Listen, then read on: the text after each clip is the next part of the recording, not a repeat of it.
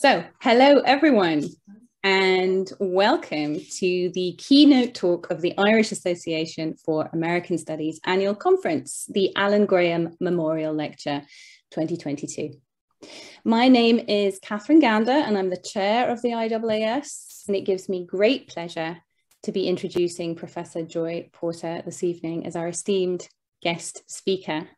Before we hear Professor Porter's talk, I'd like to thank Dublin City University's School of English, in particular, Dr. Michael Hines and his conference team, which I know consisted mainly of Dr. Michael Hines, for putting together such a rich and inspiring program.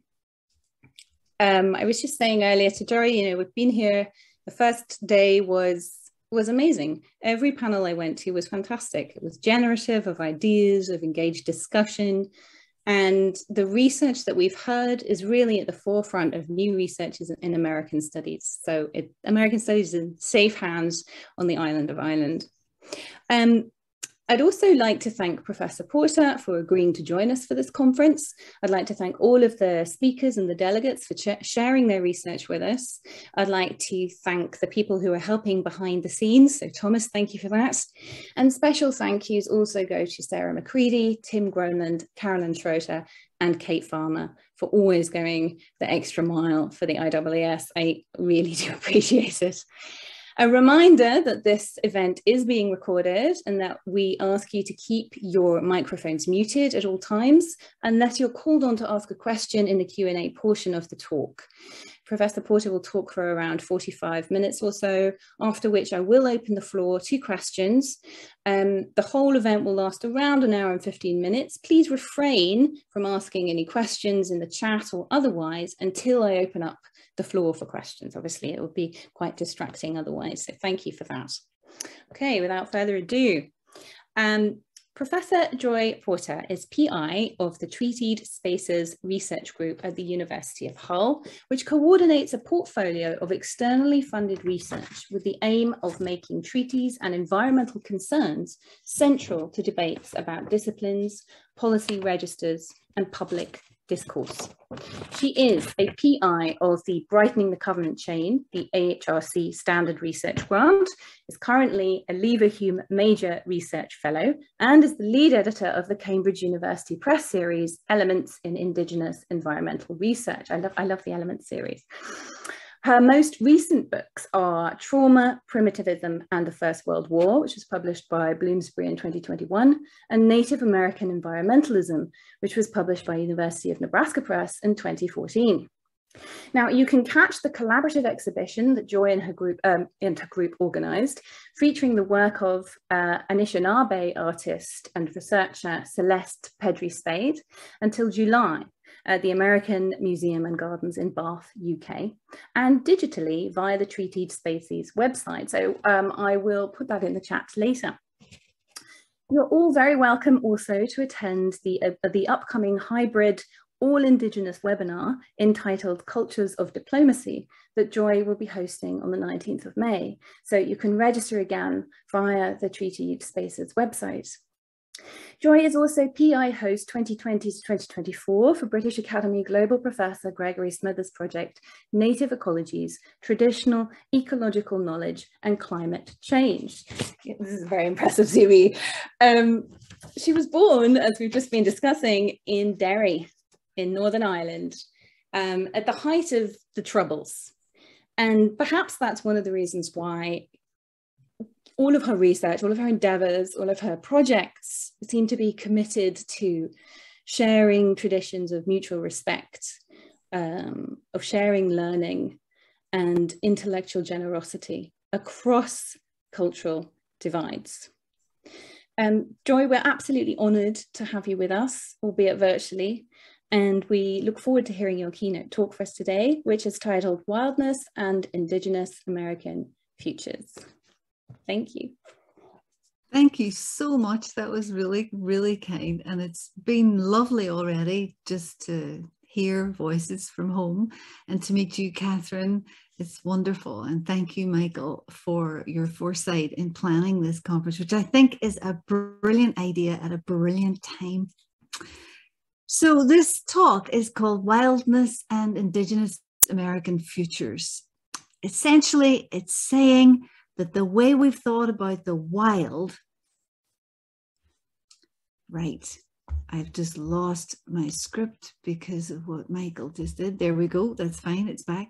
Essentially, it's saying that the idea of the wild is under fundamental transition as we embark on the fourth industrial revolution. And that has implications, very multivalent implications for the future. Profound unsettlement surrounding the concept comes at the same time as profound change across the world linked to various new technologies. We're rethinking how we understand wildness and relate to the associated concept wilderness, at the same time as there's a crisis in the wild, the extinction of what economists call the Earth's vital natural producers, or what you and I might call birds, amphibians, mammals, reptiles, and fish, each of which have declined 68% since 1970, according to the World Wildlife Fund. Aside from the species like that we might see every day, there's the additional aspect of biodiversity that until recently, no one's thought too much about: the single cell microbes that make up most of the organisms on Earth, the viruses, the bacteria, archaea, fungi, algae, and protozoa. These too are being profoundly affected as the recent COVID pandemic has brought home. The United Nations tells us that overall, we're on the brink of the 6th great extinction of species on Earth. And the fear is that we may be on or about to reach one or more environmental tipping point, whereupon cascades of further unanticipated environmental negative impacts ensue. Interestingly, amongst countries, the UK has one of the lowest amounts of biodiversity remaining. According to Andy Purvis and his team at the Natural History Museum, his group's created a biodiversity intactness index. The UK, the place where the Industrial Revolution was born, it's led the way in degrading the natural environment. It's got only half of its biodiversity left. The UK is at the bottom of countries globally for biodiversity. And if we look at all the countries in the EU, guess who comes out worse for biodiversity than the UK? Only Ireland and Malta. And of course, one of the biggest culprits there is intense agricultural farming. But of course, the issue is a worldwide problem, and it's sped up in particular in the 20th century. So it's perhaps inevitable that we must therefore re-examine our understanding and relationship to the idea of the wild as this new industrial fourth revolution, the coming age of the human-machine interaction begins. And this is very likely to unsettle how we comprehend ourselves, others, machines, even perhaps reality itself. What do I mean by this fourth industrial revolution? Well, much of it is changes based on revolutions within what's called the green technologies: genetics, robotics, information, artificial intelligence, and nanotechnology. So if we could have our second slide, please. Anytime now is good. Oh, that's great. Thank you. Nearly there. Let's go for the next slide. Thanks. Brilliant. According to Klaus Schwab of the World Economic Forum, we're about to embark on a time when humans and machines are going to dance. There's going to be an increasingly intimate coexistence or enhanced existence with machines. So I'm talking cobots, collaborative robots, neurolinking, and personalization. And this is likely to affect every aspect of our lives. And the question we have to ask is, what happens to our sense of ourselves and of what is wild once we start routinely interacting with humanoids that are built algorithmically to give us what we want and give us more of what we've come to expect. And if I could ask Michael to just play this little video to give us a sense of what that future might be like. This is Amika. She's a humanoid robot, and she uses AI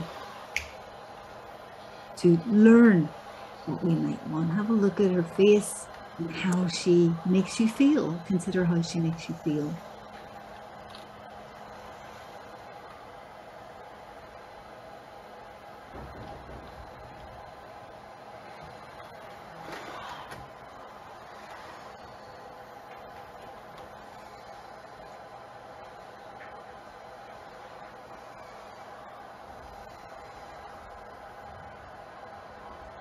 So I really look forward to your opinions on that at the end. And briefly, if Michael could just play this little sci-fi feature film, which I urge you to look up and watch all of. It's called Slaughterbots. And that's the kind of not so pleasant end of this revolution. It is robotic warfare. And I gave a talk a while ago at in the United States in a military play, and they were talking very much about just this technology, swarm technology. So if you could press play, please, Michael, it'd be really kind. Customer pilots directed almost 3,000 precision strikes last year. We're super proud of it. It allows you to separate the bad guys from the good. It's a big deal. But we have something much bigger.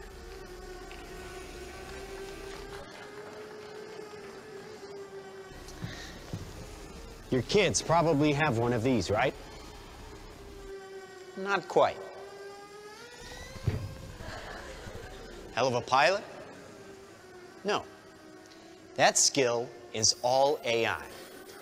It's flying itself. Its processor can react 100 times faster than a human. The stochastic motion is an anti-sniper feature.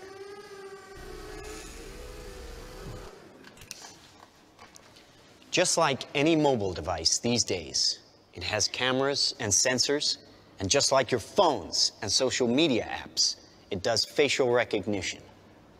Inside here is 3 grams of shaped explosive. This is how it works.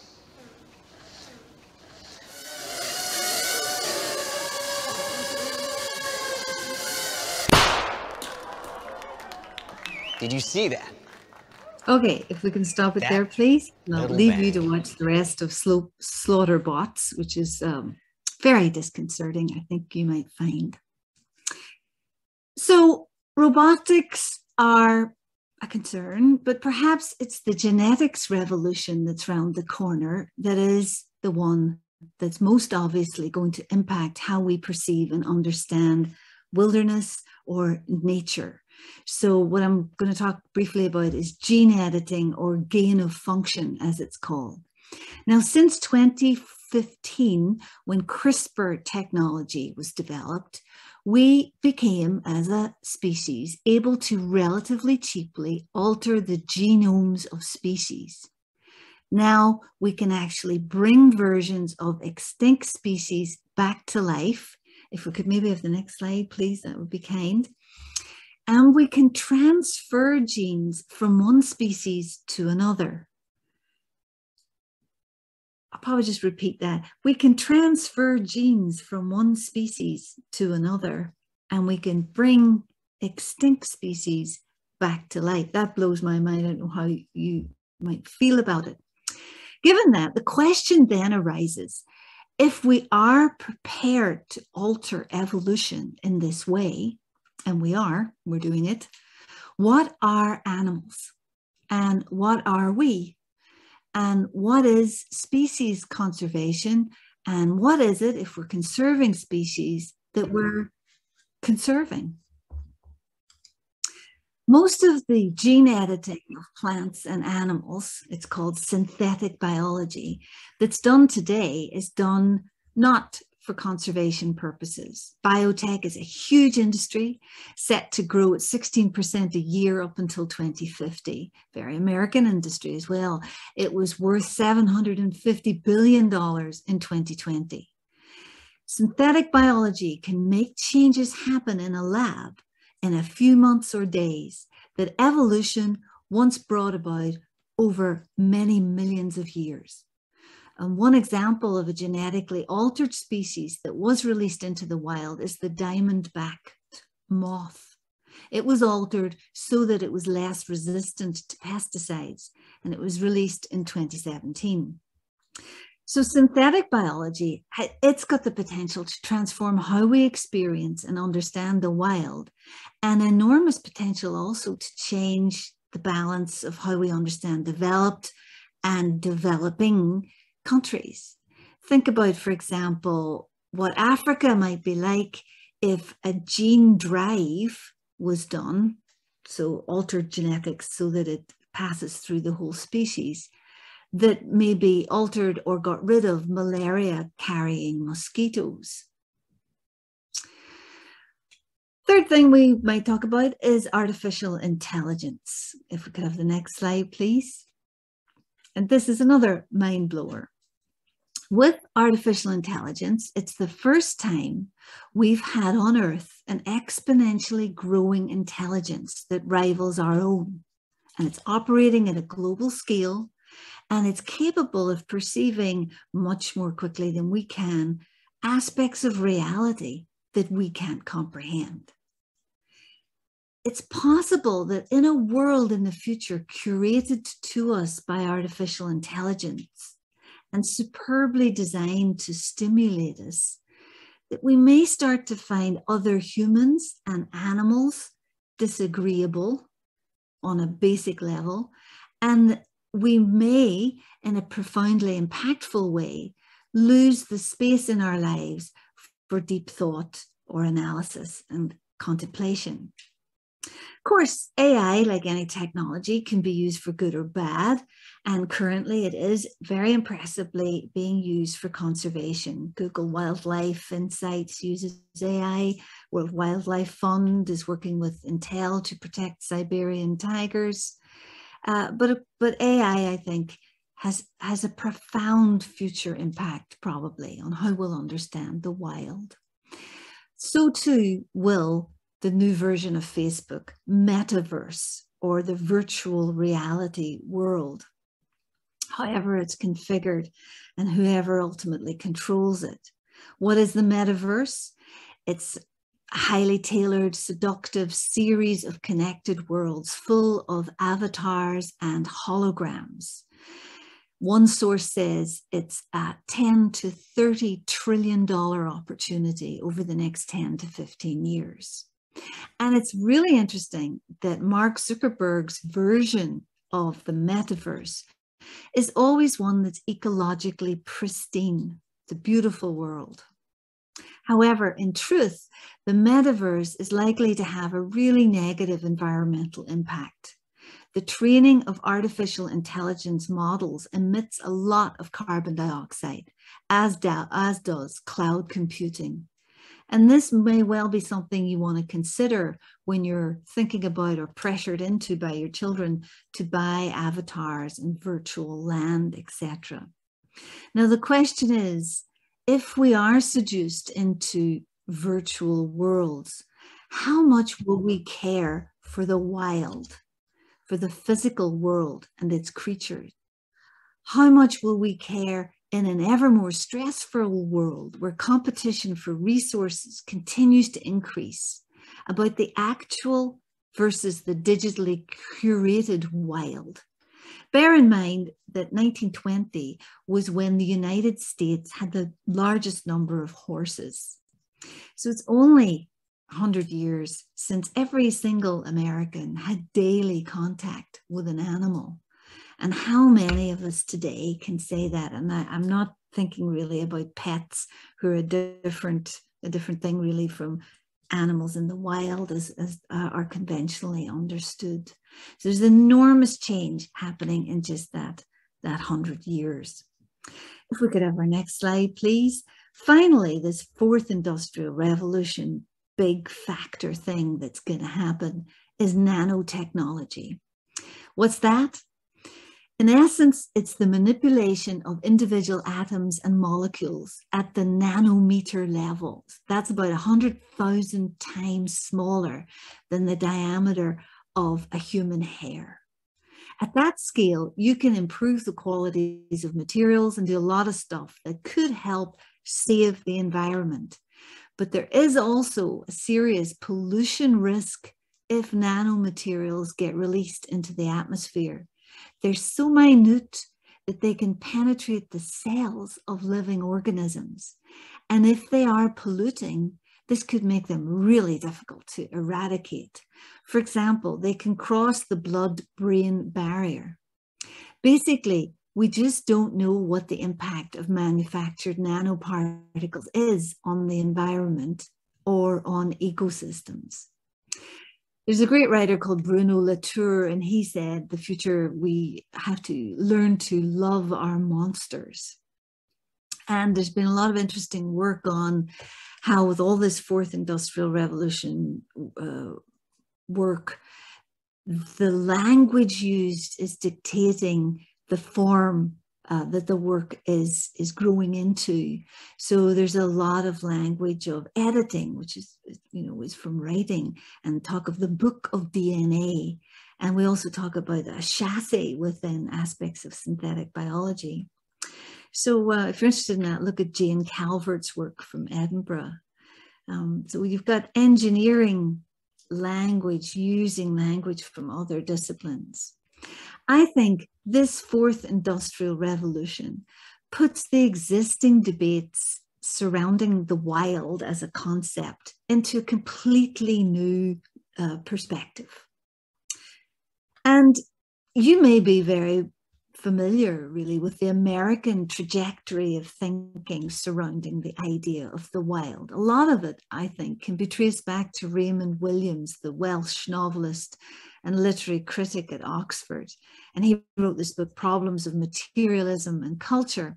And he made the basic vital point that nature, this thing called nature, isn't just out there. It's got a history.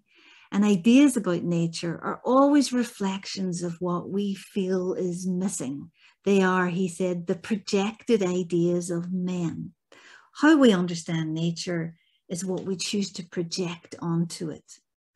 You can trace this right back to 1492, as the American environmentalist Donald Worcester recently pointed out. When Columbus sailed from Spain and made his discovery of indigenous lands, Europeans thought they'd found a way of escaping their own ecological limits. It appeared to the early settlers, if we could have the next slide, please, that the Western Hemisphere was some kind of second Earth. And there's the Mercator 1587 world map with the second Earth idea. And the dream was that Europeans had found some kind of limitless Eden, a partly wild, empty, seemingly unmanaged new world. And if we could look at the next slide and press play, you can see just how persistent this idea is in the Anglosphere. This is Earth 2. I'll let them tell you what it is.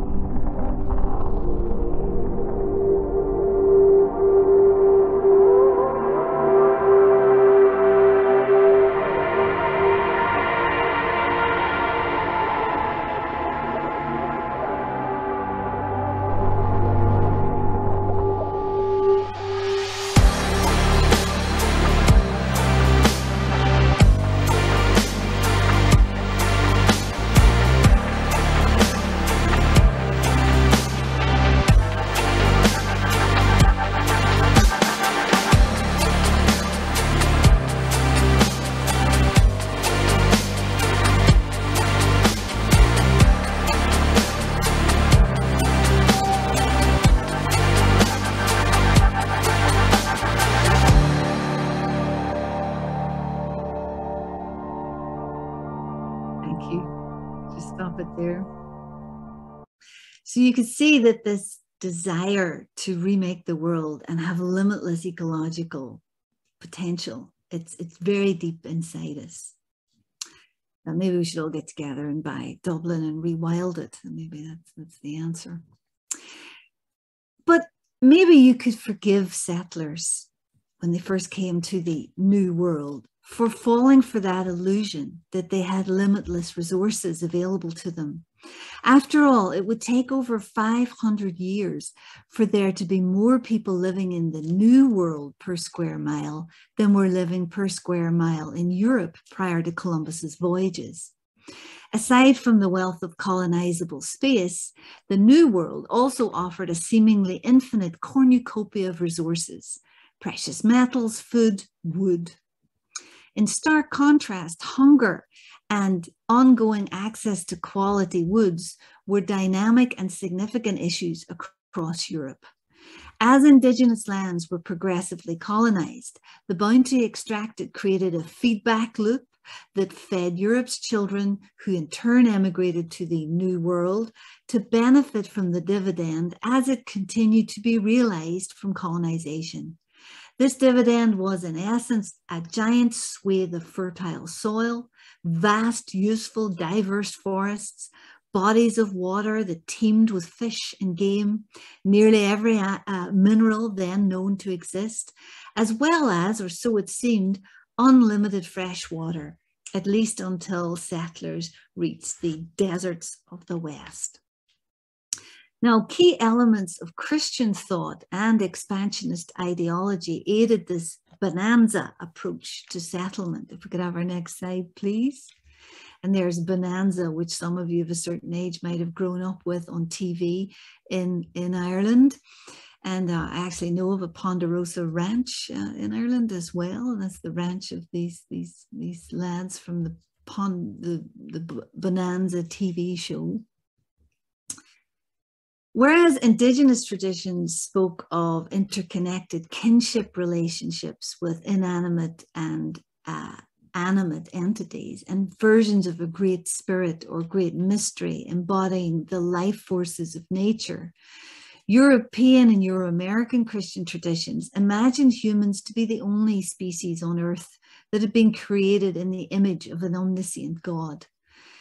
Furthermore, God had awarded humans complete sovereignty over the planet, according to Christian thinking, and everything living upon it.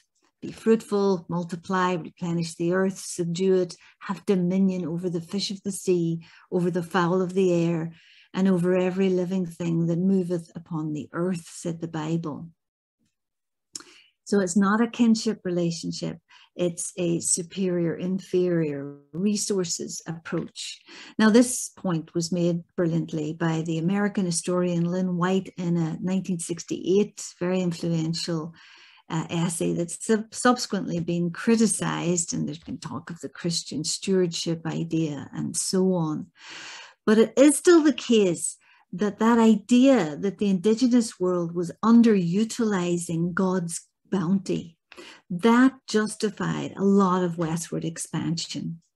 The European belief that a failure to improve land and exploit its soil justified forceful removal of indigenous populations. You can trace that right back to 1516 and the satire Utopia by the English philosopher and Catholic saint Sir Thomas More. And this expansionist ideology that America was historically unique and it had a destiny to grow and keep growing, that's very, very important in American history across time. Jefferson in 1801 tried the U.S. as chosen country for our descent. Lincoln as an almost chosen people. Reagan evoked vision.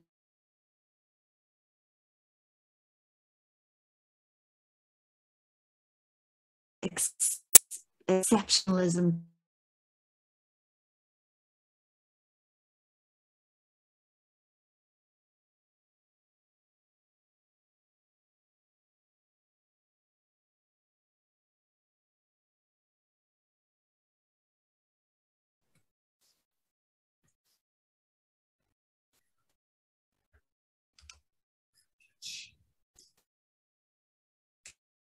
Hello, can anyone hear me? Are we back? Joy, we lost you for a minute there. You're not sure who could hear who, but probably we lost about a minute, I would say. Oh, hang on. Oh, now is it you or is it my end that we have a problem? Because you're coming through slightly in waves to me. Let me see. I'll try and go. Is that better? How's that? That sounds a bit clearer, Joy. That's good. I can hear you perfectly. Great. Can't hear Michael. Well, that's okay. No, you can't. You can't? Okay. No, we got everyone back, or is it me that you lost, or what I think happened? we did lose you for a minute there, Joy. It seemed to me that it was your connection that My connection but went. you are back. Are we okay? Shall I resume? Yes, please. We've got time. Great. Anyway, I was talking about Donald Trump, who hexed the whole thing there somehow. I don't know how. He talked about America as a chosen land, and that you can see a direct Puritan idea of a howling wilderness versus a chosen land in some of his thinking. It is true, however, that conservation of the wild is connected to America. Mid-19th century, first significant American elite voice started to create an intellectual debate about preserving or conserving the American environment. George Marsh, author of Man and Nature in 1864. And in this period, to the abiding credit of the United States, it led the world in the protection of landscape and resources and the preservation of forests and watersheds. World's first, depends how you look at it, but let's say the world's first national park began in 1872 with Yellowstone, a 3,500 square mile area, mostly in Wyoming. Overall, the idea of setting aside areas of outstanding natural beauty was, as Wallace Stegner once pointed out, the best idea America ever had. And it telegraphed democratic ideals as a message to the world from the United States. If we could have the next slide, please. However, it's worth bearing in mind that America's national park lands have always been contested spaces into which Indigenous peoples have primary claims. After 1850, the most conventionally beautiful and sacred parts of what had been known as Indian country, so I'm talking Yosemite, Yellowstone, Mount Rainier, Crater Lake, Mesa Verde, Olympic, Grand Canyon, Glacier, Rocky Mountain, they were all designated wilderness and their Indigenous populations removed. And I think that history is not considered enough. National parks, if we could have the next slide, please, were undoubtedly a really good thing. But the setting aside for conservation of some of the most beautiful parts of North America didn't stop the US from despoiling and polluting the United States. In fact, the two phenomena may be linked. Holding collectively to the fantasy that parks are wholly pristine sanctuaries, somehow devoid of human impact, psychologically works to collectively permit the exploitation and pollution of nature everywhere else. When we compartmentalize right relationship with the wild to spaces inside parks, it helps sanction much wider environmental imbalances outside of parks. So I've compared this to parks functioning the same way churches do for Sunday morning Christians. They're sites where those who want to confine their environmentalism to designated spaces can do so and spend the rest of their time, as William Cronin puts it, evading responsibility for the lives they're actually living. Now, the impact nationally in the United States of this kind of self-soothing psychology is really easily discerned. America embraced conservation politically at the same time that it turbocharged its shift towards industrialization and the wholesale exploitation of resources, including the damming of rivers and waterways, so as to put water for agriculture more fully under human control.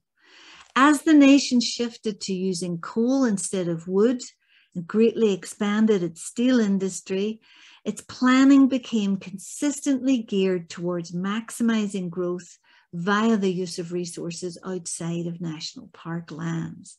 The result, transformation of the West and exceptional population growth, plus significant soil erosion, depletion of rivers, aquifers, drought, and pollution. If we could have the next slide, please. But things really get bad in terms of environmental stress during the space age from the 1950s. It's called within environmental thinking the Great Acceleration. And the 50s see this broad shift towards the use of oil instead of coal, the rise of plastics, and it also marks the onset of what's known as the Green Revolution, which doubled the use of man-made fertilizer and entrenched an associated reliance upon disease-prone, high-yield crop varieties and pesticides.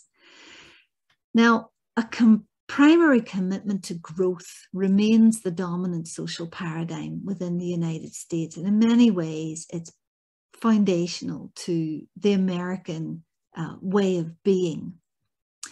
Reagan said in 1980, "We believe then and now there are no limits to growth and human progress when men and women are free to follow their dreams." But in truth, much suggests that that period from 1870 to 1970, what Robert J. Gordon has called the special century, was actually a historically unique time of invention and multidimensional growth that just can't be matched again without some kind of exceptional scientific breakthrough. Levels of unprecedented growth that characterized the special century, or any sustained perpetual significant growth of any kind, require truly spectacular American research innovation that you can't gainsay, you can't guarantee that it will happen. Bear in mind, if we could have the next slide, that part of what swept Donald Trump to power in 2017 was a backlash against what was perceived as an anti-growth environmental standards agenda associated with the Obama administration. The two major impulses that fueled President Trump's rise to power were a top-down urge to access resources on the 28% of American land that was then federally owned, and a bottom-up push for restoration of blue-collar jobs linked to extractive industries such as coal, oil, and gas. It's really interesting, and you can see it at the bottom of this slide, that when President Trump called his people to mass at the Capitol building, he urged them, "Be there, it will be wild." And I think it's telling in a way. One last little point I want to make is that the word and the concept wild are very much rooted in the Anglosphere. The next century may very well turn out to be a Chinese century. And it's worth bearing in mind that Chinese traditions, along with so many others on the globe, do not have words that directly translate as wilderness. Although Taoism, Confucianism, Buddhism all share the idea that all life forms are interdependent, interrelated, interactive.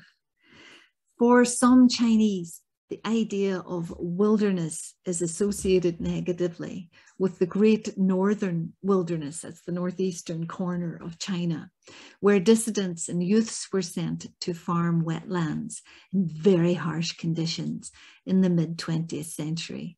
It's worth bearing in mind just how American the idea of the wild is. So let's discuss for a moment how the Indigenous world is deemed to fit into all of this discussion of the wild and stresses on the wild, because the Indigenous world is at the crunch point in the 21st century for many of these big ethical decisions. If we could have the next slide, please. There is hope. This is Deb Halland, who's the Secretary of the Interior of the United States right now. She's in charge of a lot of federal land, and she is a Laguna Pueblo, an Indigenous woman, and she's part of a rise of Indigenous female power that's marked the beginning of this century. Now, globally, Indigenous people own, occupy, or use a quarter of the world's surface area, and they safeguard 80% of the world's remaining biodiversity. Go to the next slide, please. Now, unfortunately, we don't really have time to go into this slide very much, but on your left, the bit with the circles, that's how Indigenous people are envisioned to fit into fixing some of the world's environmental problems. And on the right is what I think really are the solution sets that are coming from the Indigenous world. Maybe we can go into these later on, because we're kind of running out of time. If we can change to the next slide. Now, although there is a World Bank and other top-down elite lot of thinking about the Indigenous world solving environmental problems for the developed world, in fact, what this idea of new conservation has within it a number of paradoxes, not least its partnership with some of the world's largest mining and fossil fuel companies. For example, the US Foundation Conservation International is supported by Chevron, and it's found itself tarnished by Chevron's multi-billion-dollar lawsuit with Indigenous groups in Ecuador over oil spills that the company inherited when it merged with Texaco. What's known as the Amazon Chernobyl. Currently, there are 70 ongoing cases in 31 countries against Chevron. Is an example of this kind of conflict. And there's other examples I could go into, but essentially big conservation groups often choose tourism industry and corporations over the interests of Indigenous peoples, even when they promise free and informed consent. And bear in mind that according to the NGO Global Witness, at least 1,024 environmental and land activists were killed just between 2002 and 2014. Okay, so let's conclude. If we could have the next slide. Where then does the world stand in relation to either the idea of the wild or to the wilderness? And where should you as an individual or a community or a nation stand? Anthropogenic, human-caused climate change has essentially brought about the end of nature as something that exists independently of human agency. And the case for this was made very eloquently by Bill McKibben in his book, The End of Nature, in 1989. We have for some time been altering the global processes that define the environment. And McKibben says, we've deprived nature of its independence, and that's fatal to its meaning. Lots of the solution sets that have been put forward don't take enough account of the economic granularity of the problem, and in particular, the limited agency most of us feel in a world dominated by corporations that's ever more unequal. Also, they tend to ignore the reality of competitive international geopolitics. And within that, climate is just one factor as nation states compete for supremacy. That said, there are thinkers such as Gavin Van Horn and John Hausdorfer of Western Colorado University, who urge us to see and respect and grow wildness everywhere, in cities, everywhere we find it. And they define wildness as anything that's capable of self-renewal, whether it's tiny plant coming through the cracks in the concrete or anything like that. They've written a lovely book called Wildness in 2017. But this is complicated by all the stuff I began the lecture with, because a number of these technological phenomena, they too arguably will be able to self-renew, and they too will have cells of a sort. I think it's important, furthermore, that we recognize the beautiful ethical awareness of human and non-human kinship that the authors so value in that book, Wildness. The stuff that comes from exposure to the wild, that feeling of profound interconnectedness and an awareness of our ancestors in the wild, what's called a wildness of the mind. It connects us to deep time, and that's really beautiful. But as far as economists are concerned, that's just another thing to be measured and encompassed and brought into capitalism. So you'll find that there's lots of movements to redefine GDP and measure cultural capital and environmental capital, and lots of thinking like that that's happening. I argue that the economists need every single discipline to be part of this story. And American Studies has a unique role to play because we are interdisciplinary. Too often the economists, the solutions they come up with forget the elasticity of demand. If we're taxed for anti-green behavior, human beings just work around it. And if we replace fossil fuels with cleaner, greener energy, we just keep consuming as before. There's a recent new book called Supercharge Me, and it suggests that one way to get around this is to have extreme positive incentives for change. So do things like exempt electric vehicles completely from road tax and have their parking fees and let them in bus lanes, really scope it out how far you can take encouraging people to change. I think it is time that we updated our ideas of the wild in light of the Anthropocene. The Alaska Fish and Wildlife Service have done just this. They define the wild as characterized by freedom from the human intent to alter evolutionary processes. Wild areas are self-willed, free to adapt and evolve as they will in response to global scale anthropogenic factors. What I'm saying is that the wild in the romantic sense is extinct. The non-human world cannot now escape our impact, and we are left only to lust for what we once so feared, to lust for true wilderness. The wild of our imaginations is all about our desire to be free from control. And this was why the English once dubbed the Gaelic speakers in Ireland beyond the realm of English control, the wild Irish.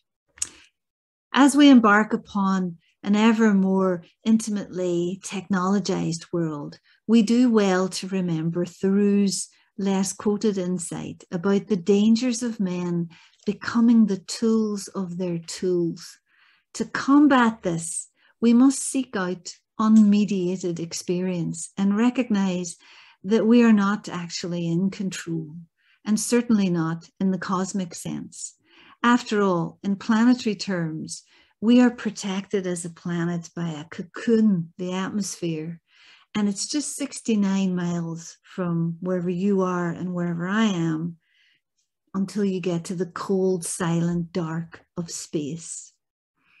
Personally, I am encouraged by any sort of rewilding that happens, and this is an example of one rewilding place in Burnfoot in County Donegal, close to where I was born. It's called Wild Ireland, and in many ways it's a very, very fancy zoo, but it is reminding us of what Ireland was and could be.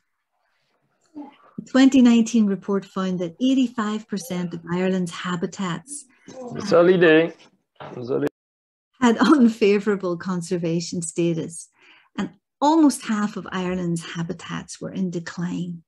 At one time, 80% of Ireland was trees, now it's 1%, and 72% of all Ireland's land is farmland. Rewilding and a new balance, I think, must be part of all our futures. And I'll finish there. Thank you so much.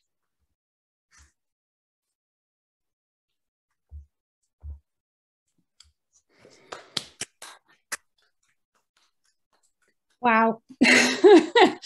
Oh my goodness, Joy, though I'm almost lost for words. I'm very moved by that talk, and I thought it was amazing. So thank you. Thank you very much. It's just vital research, and it's something we all needed to hear. And we all need to integrate into, I think we need to integrate into our own research and teaching and lives. I have, oh my goodness, I have a lot of questions, but I am pretty sure other people do too. So I might just, just ask if anyone would like to ask a question, give a couple of seconds to see if someone would like to put their hand up. Otherwise, we can, I'll start, Joy. Okay, from the plethora of questions that I have, I maybe just go with this one first. So when you were showing us those rather unnerving robots and certainly terrifying slaughter bots, you mentioned a little while afterwards that AI, you said AI will profoundly impact how we see the wild. So I wondered if you could just talk a little bit more about how you think it will impact how we see the wild, how artificial intelligence will continue to impact how we see wilderness and wildness, practically and conceptually, I think, as we move further into the 21st century. I don't know the future, but I am concerned about our grip on reality as conventionally defined. And if any of you have children, you'll realize how very addictive and impactful this great experiment that we've been embarking on, where we are allowing ourselves to lose ourselves in the digital world. And, parents are always trying to claw our kids away from the digital world, but it is so seductive, so much. And trying to comprehend algorithmic change where it reads what you do and then builds that into the next iteration of your experience.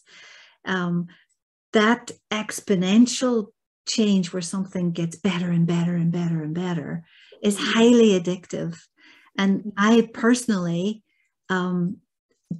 I'm not sure that I'll be able to avoid being entirely seduced by the metaverse, by the fantasy that I can create another world where and digitally detach from the reality of an Earth that's becoming phenomenally unequal.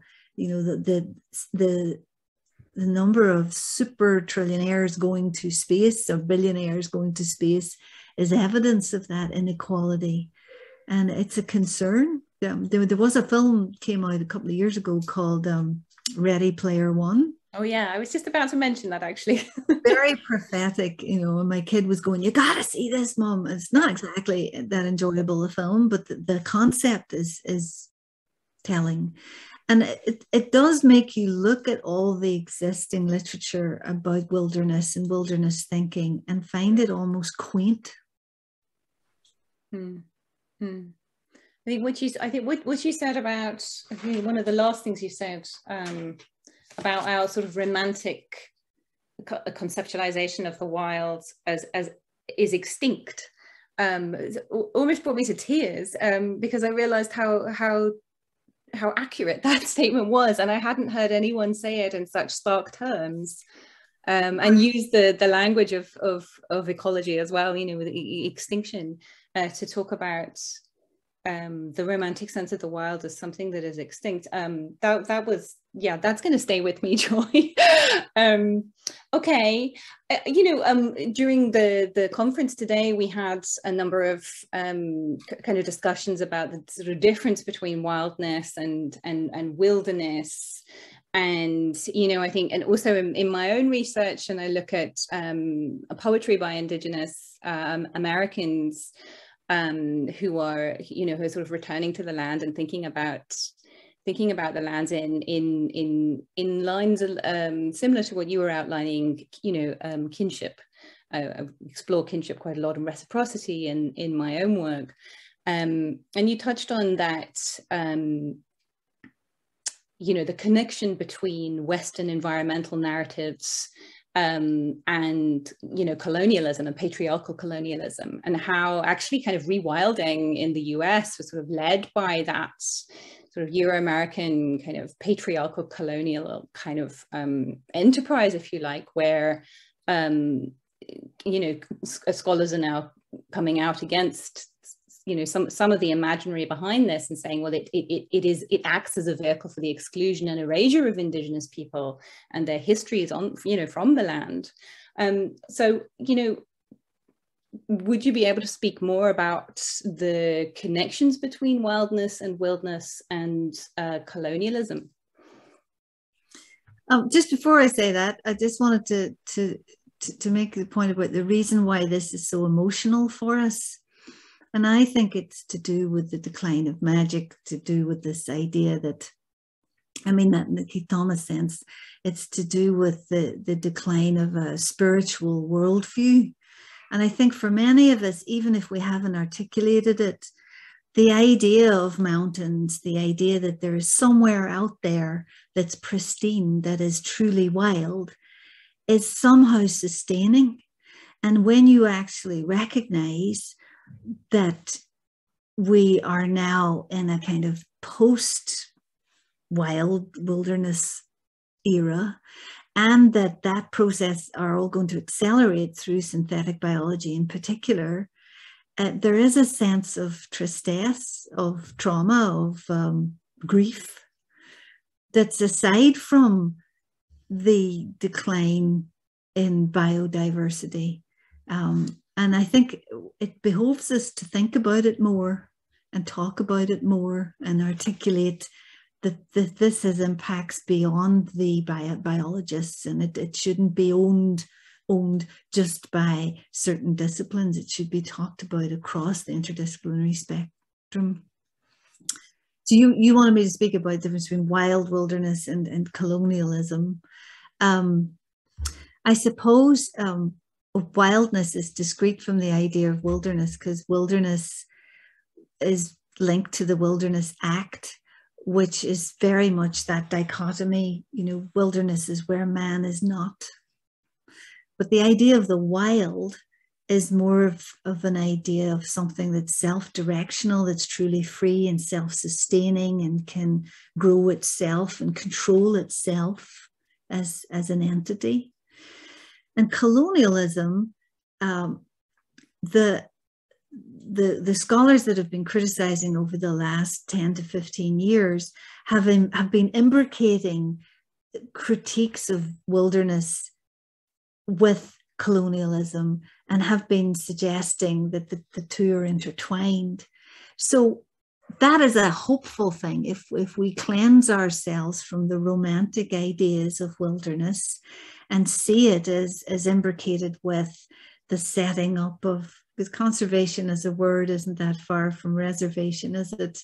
It's making a space for what you imagine rather than what's, reservations were imagined as spaces where assimilation would happen, and that hasn't worked, has it? Indigenous people are transcending that narrative from that time.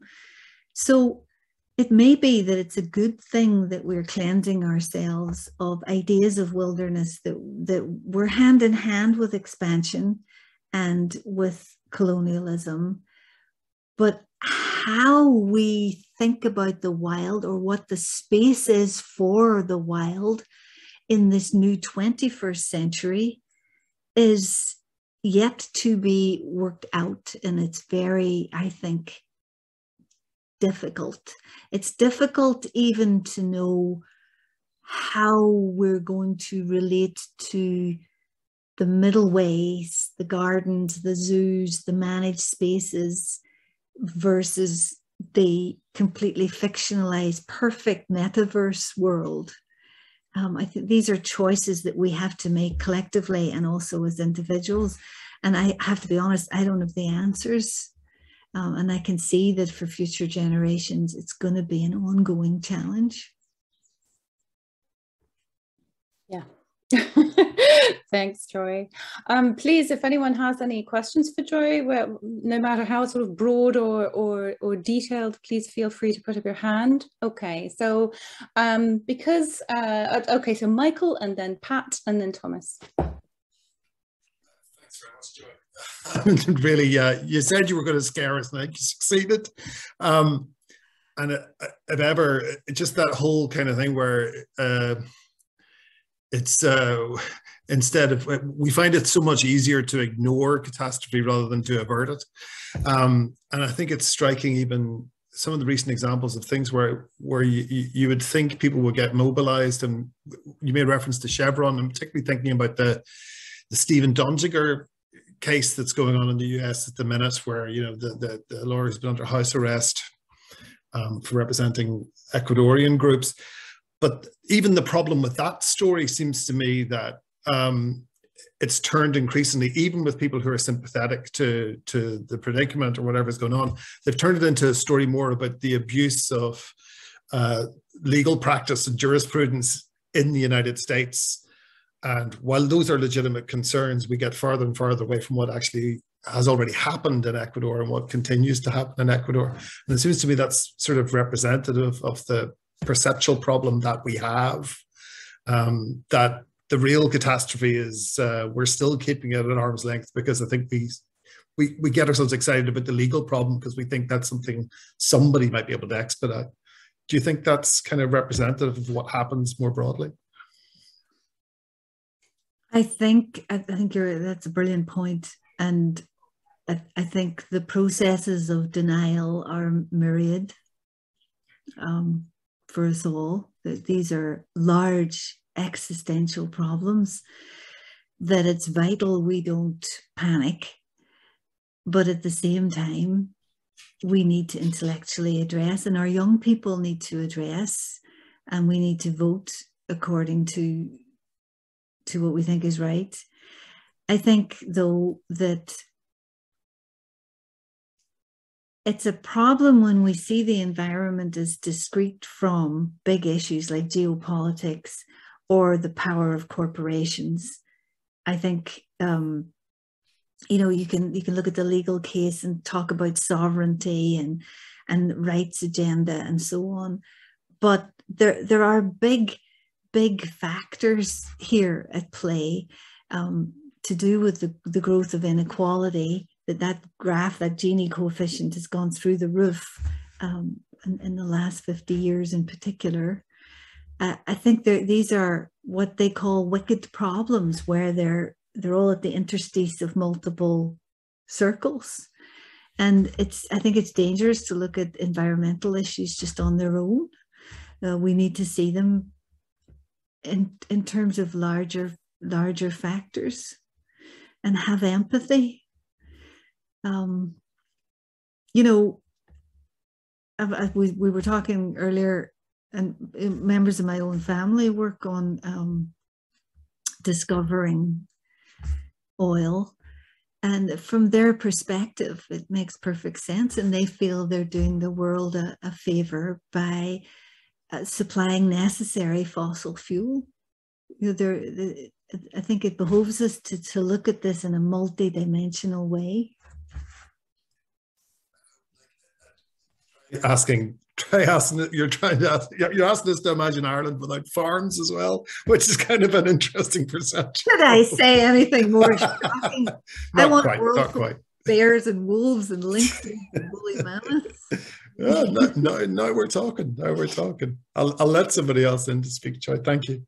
Thanks, Joy. I see Pat's hand is down now, so... That was only because you heard me. Yes. Oh, you saw it. Okay.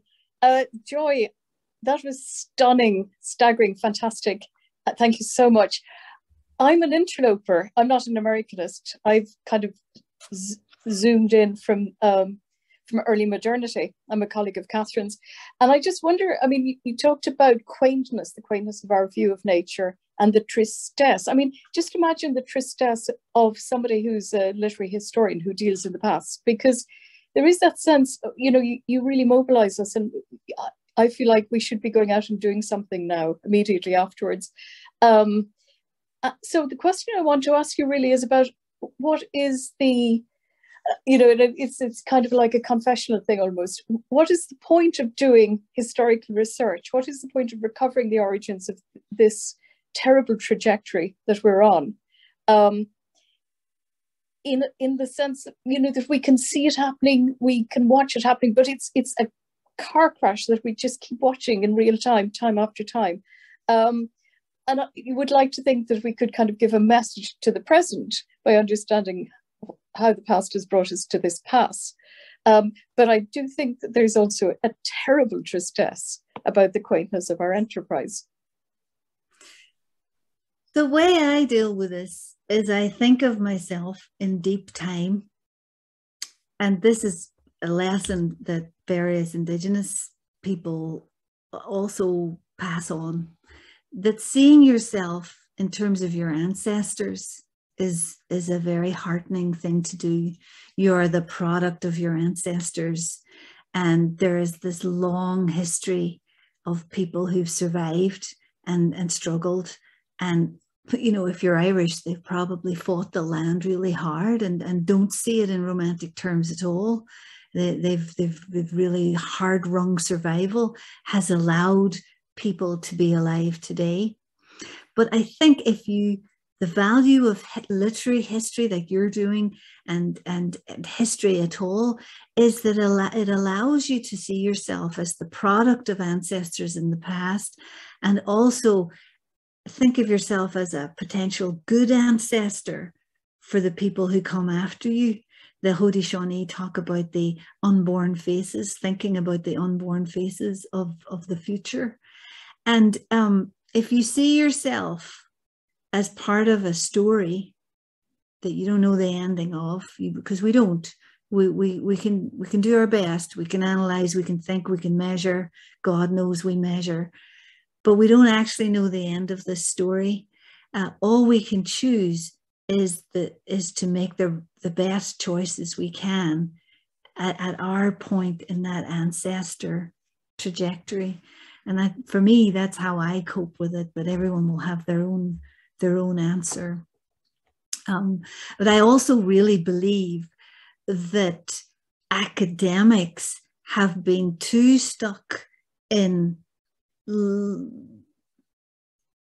respect for our intellectual ancestors and pleasing people who wrote in the last 40 years. And we need to be more problem orientated and bring our knowledge into solving the problems of the future.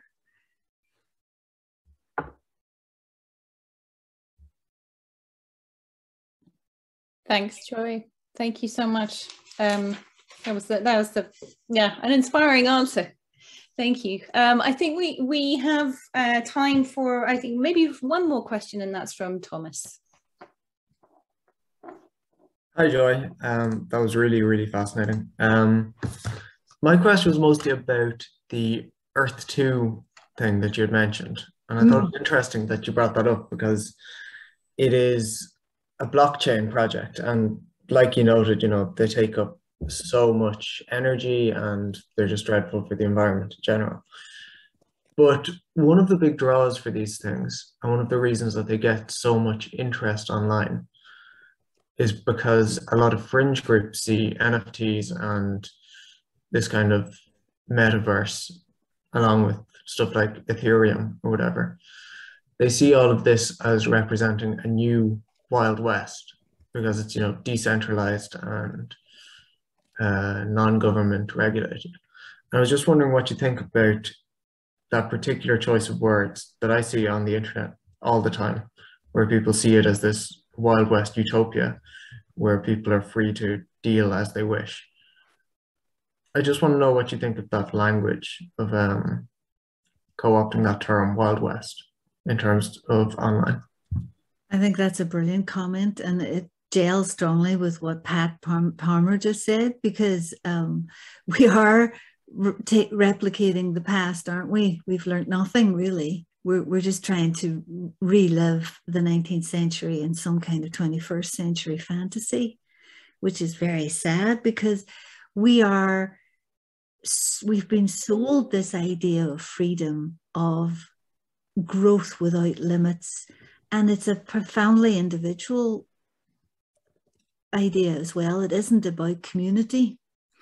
That's why I think the rewilding movement, which is often embedded within communities, could be a solution, because it's piece by piece. Do you know what I mean? You rewild bit by bit, and it needs a sustaining community around it, and agreement and buy-in for that to happen. I don't really know what the impact of people losing themselves in these worlds is going to be. I honestly don't. I mean, I don't know how you feel. I mean, would you be happy to wear glasses where you were in what's called a mixed reality world, where there could be a giant unicorn beside you as an avatar that you can kind of see, that's smiling at you, but then there's also your mom making you a cup of tea? Apparently that mixed reality is going to be the next stage, rather than Earth 2, which is largely 2D as I understand it so far. I think the real challenge is going to be when that porous veil between the dimensions starts to tear. That for me is, I personally don't have the kind of brain that can handle that. I don't think. And I've tried VR stuff, and it just freaks me right out. I don't find it enjoyable. I don't know. I knew there'd be 1,000 questions that I couldn't answer after this talk. Oh, you're doing wonderfully. Seriously, it's such a capacious and emotional, as you say, topic. And can I ask Thomas if he would go on Earth 2? I mean, what's your answer to your own question? You're one of the younger people here. I mean, how do you feel? I mean, I don't really have an answer. I was hoping to find some guidance from you. Generally speaking, like, I find the actual idea of the metaverse, I find it a bit silly in a lot of ways, because in my experience with VR, it's very underwhelming, because the input commands are always going to feel artificial. So if you want to walk around and you're wearing this big headset, there's a few different options for motion. Like, you could use keys as if you're playing a video game, WASD or an analog stick. Or what seems to be the popular one, which is actually walking around on some form of treadmill or whatever. And all of this is, again, it's just, there's so much endless periphery, and all of it serves to me to break down any illusion of reality in the metaverse. And on top of that, the way the metaverse has been advertised and communicated on a broad level so far has been so thoroughly unappealing. Even the art style that you showed us there of the Facebook dream of all the people with bobbleheads, it looks pretty grotesque. Like, everything looks really hideous. Right. It feels to me like corporate art, it's unappealing to me. Corporate art, that's a great way of describing it. Corporate art. Of course, it won't always be that cumbersome, and the haptics will get better, where you can feel things and it will get tiny, absolutely tiny, the way, you know, phones used to be enormous, and now they're relatively small. We're at the beginning of something. Thanks, Thomas. And thanks, Joy. I do know we're a little over time. I know we started late. So if no one else has a question for Joy, I mean, I know we all do, but Joy, we are still recording this. We will upload this on our IAAS channel, and Joy, of course, we will send you the recording as well. And we will provide on our website, actually, the various links to your projects and the treated spaces. So if no one else has any further comments or questions, I'd just like to, would you please join me in thanking Joy one more time? Thank you. So a lot of, thank you very much. Appreciate it. It was lovely, lovely to meet you all. Really great. You too. Okay, Michael, I'm going to hand over to you to conclude. Other than to say thank you to Joy one more time and hopefully see you in person in the future. I will exhort you all to go and have a drink, but make sure you have some dinner with it. You know, we want to keep everybody healthy, we want to keep everybody fit, and we'll see you tomorrow morning. We have another day full of delights, including a paper by Thomas Caffrey, Tyro star of the academic star of the future. And all in all, it's been a wonderful day. Thank you, everybody, for coming. It couldn't have been more generative, to borrow Catherine's very useful term. And I think it will continue to be so. And we've had a phenomenal evening with so much to think about. And in fact, I would also say we've now got so much to do. Thank you, everybody. Good night and good health. And to quote Deb Halland, may your God go with you. That's a vintage joke, Joy. Vintage, love it, love it, love it. All right.